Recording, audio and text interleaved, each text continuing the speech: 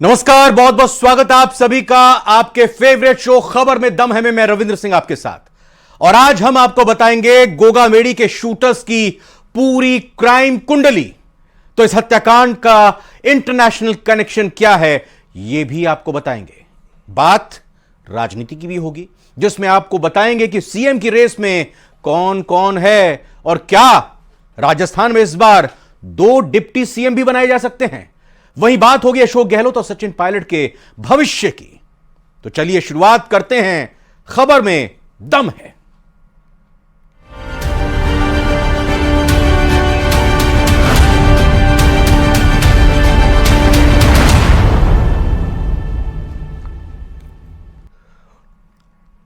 कांग्रेस हार से जल्द उबरने की तैयारी में जुटी है। पार्टी ने आज एआईसीसी में हार के कारणों की समीक्षा की। पार्टी का आलाकमान राजस्थान की हार पर अब सख्त एक्शन की तैयारी में है। बेहतर प्रदर्शन करने वाले नेताओं को पार्टी आगे बढ़ाएगी, तो पार्टी की हार के लिए जिम्मेदारों के पर कतरने की भी तैयारी है। यह रिपोर्ट देखिए। हार पर चिंतन, कांग्रेस का मंथन, भीतर घातियों की खैर नहीं, दिग्गजों पर टिकी निगाहें। कांग्रेस पार्टी ने रिवाज बदलने के लिए इस बार एडी चोटी का जोर लगाया था। अशोक गहलोत ने कई योजनाएं लागू की थी, स्कीमों की गारंटी तक दी गई थी और मिस कॉल नंबर तक जारी किए गए थे, मगर तमाम कोशिशें बेकार साबित हुई और कांग्रेस पार्टी सत्ता से बाहर हो गई। अब हार पर कारण ढूंढे जा रहे हैं और माथापच्ची की जा रही है। एआईसीसी जल्द हार से सबक लेकर लोकसभा के चुनाव में जुट जाना चाहती है, ताकि कांग्रेस कुछ अच्छा प्रदर्शन कर सके और मोदी लहर का मुकाबला कर सके।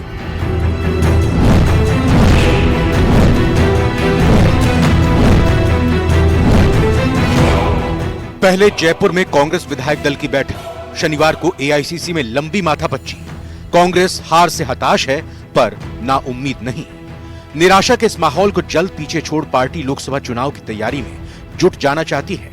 इसीलिए पार्टी के लिए समर्पित नेताओं के कद में इजाफा करने की तैयारियां चल रही हैं। तो उन नेताओं से पार्टी पीछा भी छुड़ाना चाहती है जो पार्टी पर बोझ बन गए हैं। जीत का क्रेडिट और हार की तोहमत लगाकर बच निकलने वाले नेताओं को कांग्रेस अब और ज्यादा बर्दाश्त करती दिखाई नहीं दे रही। तो अपनी राजनीति बचाए रखने के लिए पार्टी को हराने वालों की भी कांग्रेस में अब खैर नहीं दिख रही। कांग्रेस ऐसे चेहरों को आगे बढ़ाने की सोच रही है जो पूरी तरह से पार्टी के प्रति समर्पित हो, गुटबाजी से जिनका दूर दूर तक कोई लेना देना नहीं हो, जिनके नेतृत्व में पार्टी का भविष्य सुनहरा हो और जिनमें युवाओं को साथ लेकर चलने के साथ साथ हर जाति, समुदाय, क्षेत्र तक पकड़ हो। कांग्रेस पार्टी को अब ऐसे 2 नेताओं की तलाश है जो जातीय और क्षेत्रीय संतुलन के साथ हर मोर्चे पर परफॉर्मर हों, जो बीजेपी की सत्ता के खिलाफ सड़कों पर उतर सकें, लोकसभा और करणपुर में होने वाले उपचुनाव में चुनौती का सामना कर सकें, लोकसभा चुनाव के बाद पंचायती राज और शहरी निकाय के चुनाव में भी पार्टी को जीत दिला सके, जो कांग्रेस के परंपरागत वोट बैंक को बरकरार रख नए मतदाताओं को भी जोड़ने की ताकत रखता हो।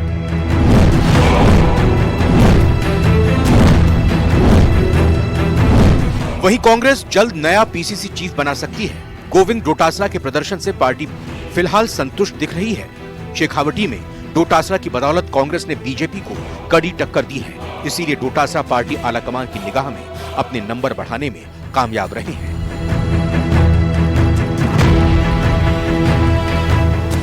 अब जानते हैं कि कांग्रेस पार्टी में नेता प्रतिपक्ष की दौड़ में किसका नाम चल रहा है। ये बनाए जा सकते हैं नेता प्रतिपक्ष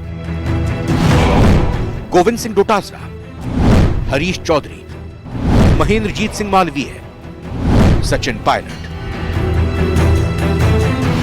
इसके अलावा सचिन पायलट को पीसीसी चीफ भी बनाया जा सकता है। इस बीच कांग्रेस ने एआईसीसी में राजस्थान के ताजा चुनावी नतीजों की समीक्षा की। सभी वरिष्ठ नेताओं से हार के कारण पूछे। राहुल गांधी बैठक में इस बात से नाराज भी दिखे कि बार बार आगाह करने के बावजूद नेताओं में एकजुटता नजर नहीं आई, जिसकी वजह से पार्टी अच्छे प्रदर्शन के बावजूद सरकार नहीं बना सकी। कांग्रेस में पायलट और गहलोत के गुट अपनी अपनी जगह बरकरार हैं। पायलट गुट हार के लिए गहलोत को अंदर खाने जिम्मेदार ठहरा रहा है। दोनों ही गुटों में परस्पर दरारें इतनी हैं कि उन्हें भरने के लिए ऐसे नेताओं की जरूरत है जो सबको साथ लेकर चल सके। अब जानते हैं अशोक गहलोत आगे क्या करेंगे। गहलोत 3 बार राजस्थान के मुख्यमंत्री रह चुके हैं। इस बार पार्टी को ज्यादा सीट जिताने में कामयाब नहीं हो सके। माना जा रहा है कि उनकी राजस्थान से सक्रिय राजनीति से भी विदाई हो जाएगी। पार्टी एआईसीसी में उनके अनुभव का लाभ उठाना चाहेगी। उन्हें एआईसीसी में भी अहम ओहदा दिया जा सकता है। पार्टी जोधपुर संसदीय सीट से चुनाव भी लड़ा सकती है। राहुल गांधी राजस्थान में ऐसी नई कांग्रेस खड़ी करना चाहते हैं जिसके नेताओं का विवादों से कोई नाता ना हो, जो साथ में मिलकर काम कर सके और पार्टी को मजबूत बना सके। इसके लिए जल्द पार्टी नया सीएलपी लीडर चुनने जा रही है। साथ ही पीसीसी को भी नया अध्यक्ष मिल सकता है। अध्यक्ष ऐसा होगा जो सब दलों को साथ लेकर चलेगा और जिसमें नेतृत्व की क्षमता होगी और वो पार्टी की गुटबाजी को दूर करने में भी कारगर कदम उठा सकेगा। देखना है कांग्रेस पार्टी किस तरह से नई दिशा में जाती है और उसके नेता किस तरह से बीजेपी का मुकाबला करने के लिए तैयार होते हैं। कैमरा पर्सन मान सिंह के साथ बाबूलाल धायल, न्यूज 18 जयपुर। बात बीजेपी की करें तो सीएम फेस को लेकर मंथन का दौर लगातार जारी है। रविवार को विधायक दल की बैठक होगी, जिसके बाद कुछ हद तक पिक्चर क्लियर होने की उम्मीद है। और वहीं चर्चा तो यह भी है कि इस बार राजस्थान में दो डिप्टी सीएम भी बनाए जा सकते हैं। इस रिपोर्ट को देखिए। कर दी गई है। अब पर्यवेक्षक राजनाथ सिंह रविवार को जयपुर में विधायक दल की बैठक में मंथन करेंगे। इस बैठक के बाद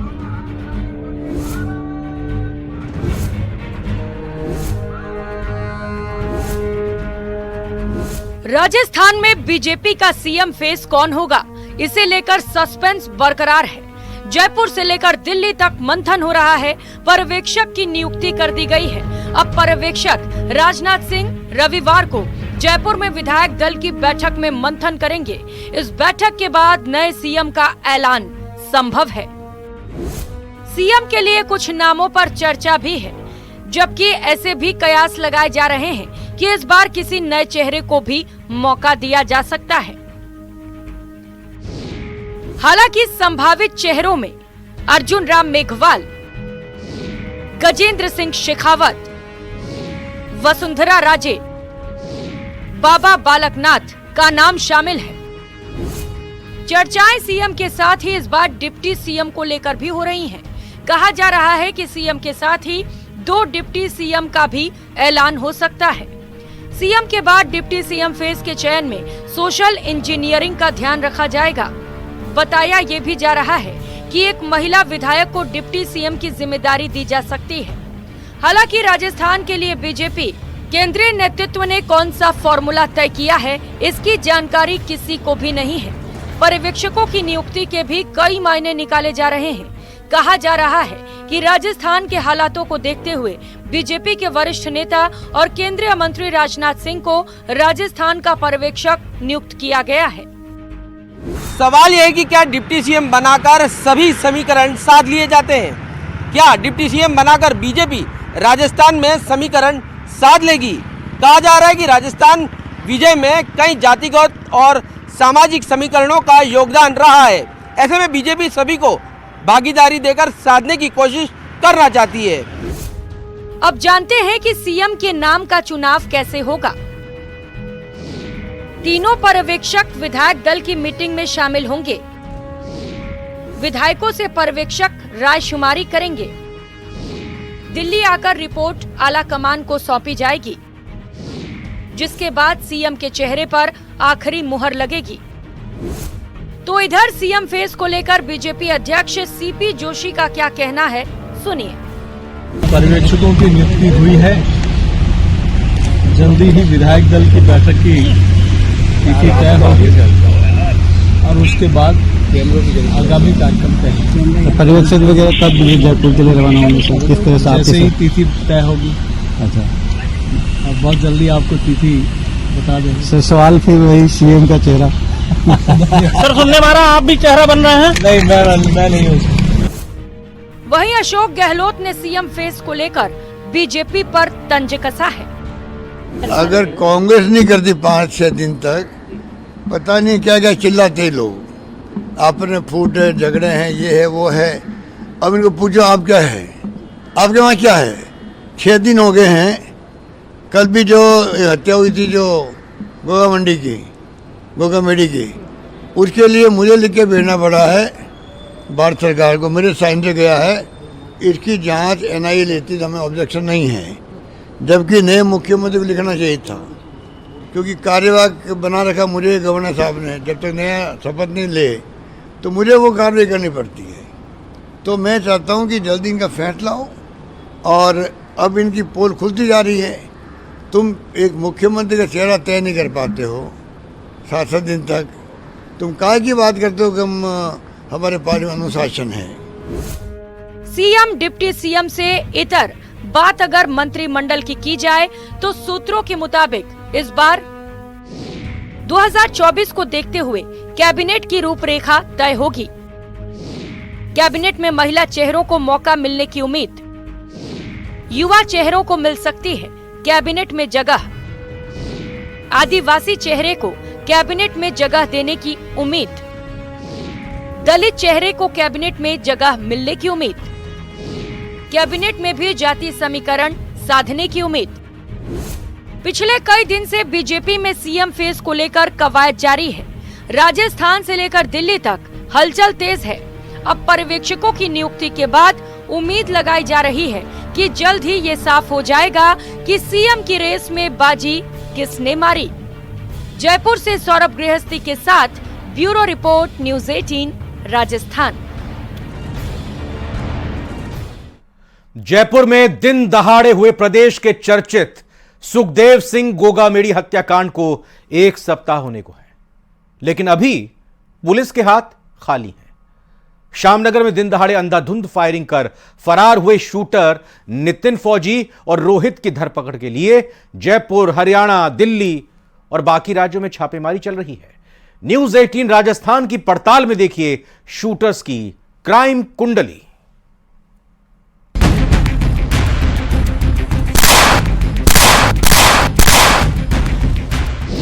अंधाधुंध फायरिंग, बेखौफ हत्यारे, शूटर रोहित की क्राइम कुंडली, कैसे फौजी से शूटर बना नितिन।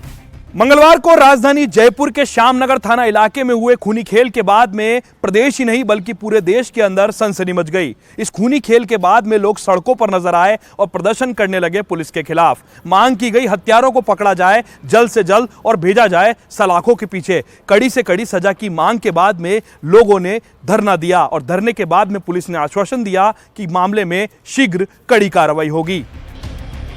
जयपुर के श्यामनगर इलाके में रहने वाले राजपूत नेता सुखदेव सिंह गोगामेडी के घर 5 दिसंबर को 3 युवक मिलने पहुंचे। इनमें एक नवीन सिंह शेखावत की सुखदेव सिंह से फोन पर बातचीत हुई। नवीन ने किसी अन्य व्यक्ति से भी सुखदेव सिंह की मोबाइल पर बात करवाई। इसके 10 मिनट के बाद सुखदेव सिंह ने अपने परिचित नवीन सिंह शेखावत और उसके साथ 2 युवकों को घर के भीतर बुलाया। सुखदेव को पता नहीं था कि नवीन सिंह जिन 2 युवकों को लेकर आया है वे ही चाय पीने के बाद बातचीत के बहाने उसे गोलियों से भून देंगे।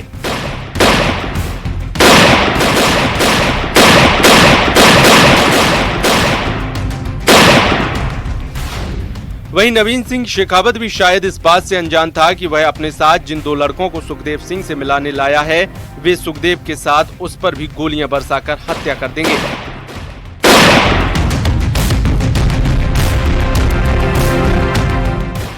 दोपहर करीब 1 बजे हुए हत्याकांड के बाद सीसीटीवी फुटेज सोशल मीडिया पर वायरल हो गए।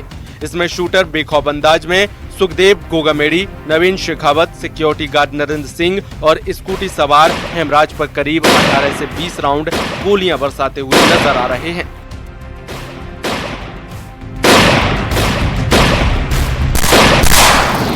शूटर रोहित मकराना का रहने वाला है, जो परिवार के साथ जयपुर के झोटवाड़ा इलाके में वैशाली नगर थाने में दुष्कर्म, लाड़नू थाना नागौर में आर्म्स एक्ट,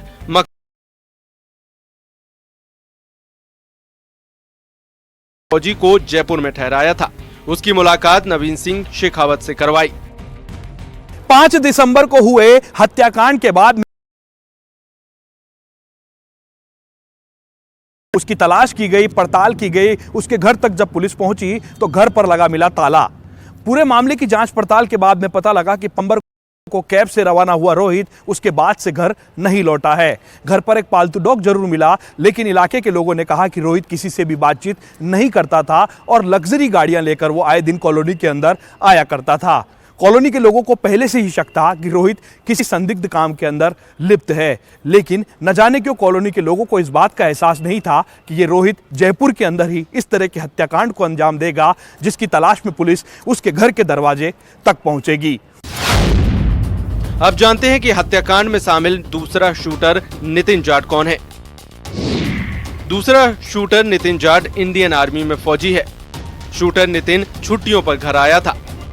नितिन हरियाणा के महेंद्रगढ़ जिले का रहने वाला है। उसकी पोस्टिंग राजस्थान में ही अलवर जिले के बहरोड में है। पुलिस पड़ताल में ये भी सामने आया कि नितिन पिछले महीने ही छुट्टियां लेकर घर आया था। वह 9 नवंबर को गाड़ी सर्विस कराने की बात कहकर घर से निकला था।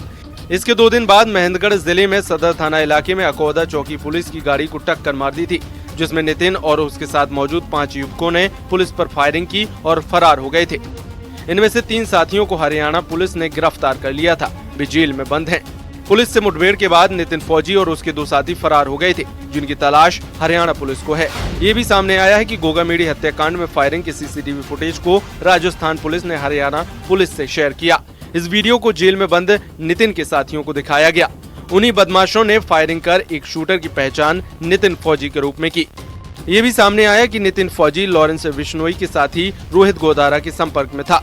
उसी के इशारे पर नितिन फौजी ने सुखदेव सिंह गोगामेडी की हत्या की जिम्मेदारी ली।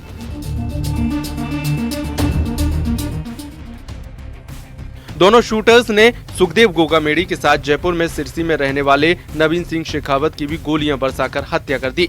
पुलिस की माने तो नवीन सिंह करनी सेना से जुड़ा होने से सुखदेव सिंह गोगामेडी का काफी करीबी था। वह पहले चित्रकूट में गारमेंट्स की दुकान करता था। व्यापार नहीं चलने पर नवीन ने दुकान बंद कर दी। नवीन के परिचितों ने बताया कि नवीन सिंह के बुआ के घर में शादी का फंक्शन चल रहा था। 8 दिसंबर को बुआ के परिवार में होने वाली शादी समारोह में कामकाज के लिए नवीन सिंह शेखावत ने मालवीय नगर में स्कॉर्पियो किराए पर ली थी। 5 दिसंबर को नवीन सिंह की स्कॉर्पियो गाड़ी में बैठकर रोहित और नितिन फौजी श्यामनगर में सुखदेव सिंह गोगामेडी के घर पहुंचे। वहां सुखदेव और नवीन सिंह की हत्या कर दी, फिर स्कॉर्पियो को वहीं छोड़कर फरार हो गए। राजधानी जयपुर में दिन दहाड़े हुए इस घटनाक्रम के बाद में दोनों शूटर्स की तलाश में लगातार पुलिस की टीमें फील्ड में एक्टिव नजर आ रही है। शूटर रोहित और नरेश फौजी पिछले 4 दिनों से लगातार फरार हैं। दोनों आरोपियों को गिरफ्तार करने के लिए पुलिस की टीमें लगातार फील्ड के अंदर एक्शन कर रही है। जानकारी के मुताबिक डीजीपी के निर्देश पर एडीजी ने 5-5 लाख रुपए का इनाम दोनों अपराधियों की सूचना देने वाले लोगों को देने के लिए किया है। लेकिन दूसरी तरफ 72 घंटे का जो अल्टीमेटम धरनार्थियों को और सुखदेव गोगामेडी के परिवार को दिया गया था, वो अल्टीमेटम अब पूरा होने जा रहा है। लेकिन पुलिस के सोर्सेस का कहना है कि पूरे मामले में पुलिस के पास अहम सुराग लगे हैं और जल्द ही इस पूरे मामले के अंदर शूटर रोहित फौजी समेत अन्य जो भी लोग इस घटना में शामिल हैं, उन्हें गिरफ्तार करके सलाखों के पीछे भेजा जाएगा। कैमरा पर्सन मान सिंह के साथ लवली वधवा, न्यूज़ 18 जयपुर। सुखदेव सिंह गोगामेडी हत्याकांड में इंटरनेशनल कनेक्शन भी सामने आया है। रोहित गोदारा ने हत्या की जिम्मेदारी ली तो आनंद पाल की बेटी चीनू पर भी गंभीर आरोप लगे, जिसके बाद चीनू ने वीडियो जारी करके अपनी सफाई दी है। इस रिपोर्ट में देखिए। गोगामेडी की हत्या में चीनू का हाथ। चीनू ने आरोपों को बताया गलत। गैंगस्टर की मां की गुहार। गोगामेडी हत्याकांड का इंटरनेशनल कनेक्शन।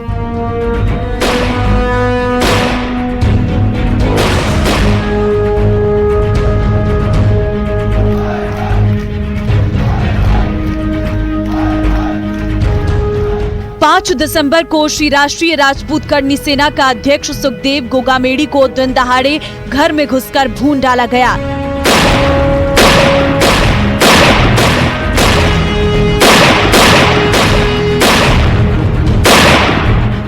इस हत्याकांड के कुछ ही घंटों बाद गैंगस्टर रोहित गोदारा ने सोशल मीडिया प्लेटफॉर्म पर पोस्ट कर हत्याकांड की जिम्मेदारी ली। राम राम सभी भाइयों को मैं रोहित गोदारा कपूरी सर गोल्डी बरार। भाइयों, आज ये जो सुखदेव गोगामेडी की हत्या हुई है, ये हत्या हमने करवाई है। भाइयों, मैं आपको बताना चाहता हूं कि हमारे दुश्मनों से मिलकर उनका सहयोग करता था, उनको मजबूत करने का काम करता था। रही बात दुश्मनों की, तो वो अपने घर की चौखट पर अपनी अर्थी तैयार रखें, जल्द ही उनसे भी मुलाकात होगी।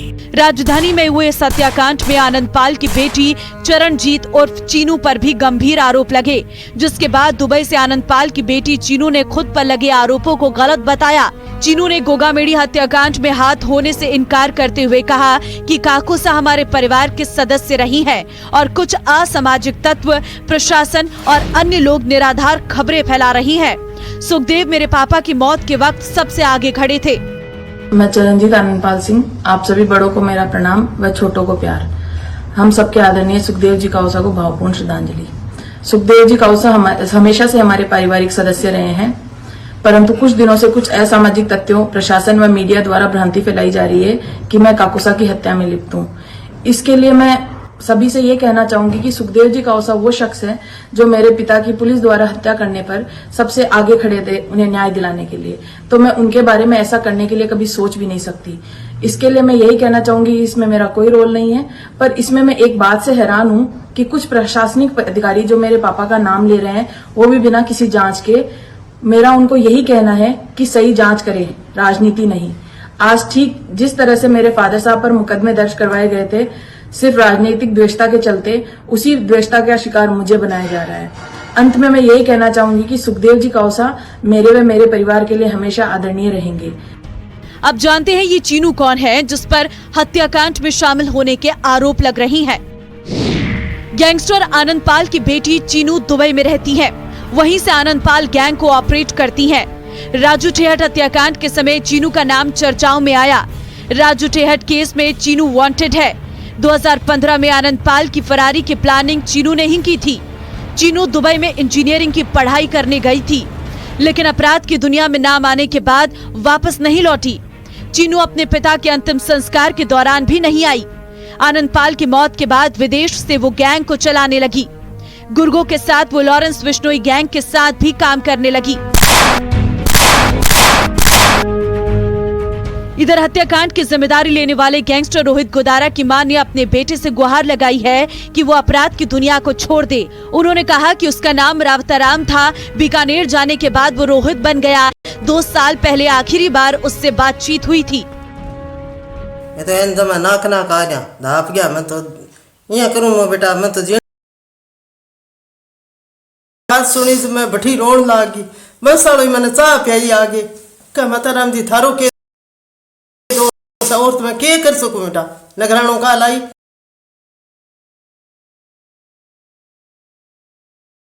चलने लग रही नहीं। ओ मेरा बेटो है और मैं जमा दा पेड़ी हूँ, जब मैं क्या करूं बेटा, मैं इसी दबी हूँ बेटा।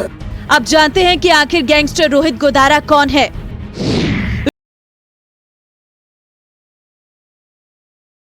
रोहित पर गंभीर अपराध के करीब 32 से अधिक मामले दर्ज हैं।